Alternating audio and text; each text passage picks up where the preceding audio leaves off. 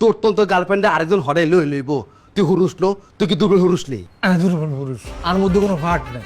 তোরে লই গেলে তুই আর মানে জিতটা খাই দিবি। আসিনি তোর মান ইজ্জত। আপনার বক্সারের ব্যবসা হঠাৎ করে ইকাইলো কেমনে? আরে বেটা, মানুষ সবসময় প্যান্টের নিচে পিকুলিয়ার জিনিস কিনতে পছন্দ করে। বক্সারের মধ্যে বেগুন, বক্সারের মধ্যে বাঘ, বক্সারের মধ্যে বান্দর কলা খাইতেছে। আপনিও পিকুলিয়ার, আপনার বক্সারও পিকুলিয়ার, আর এই বক্সার যারা পরে এরাও পিকুলিয়ার।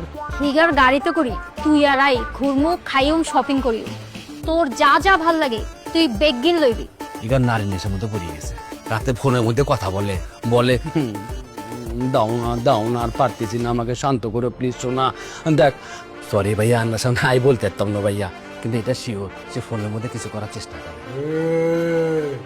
ভাই তাহলে আমার একটু সাহায্য করেন না। আরে কি লাগবো বলেন না?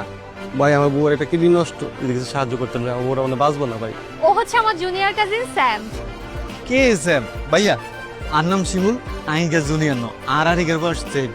আপনি আমার একটা গার্লফ্রেন্ড খাইয়ে দিছিলেন, আবার এই কষ্টের টাকা আপনারে দিলে আপনি এটাও খাইয়ে দিবেন। বাসায় যেদিন কেউ থাকবো না, তুই আমার একটু সময় দিস। কি কোন ভাই, আমিও মন না ভাই, নলা দুটো আমার মুখে তুলি খাওয়াই দিই।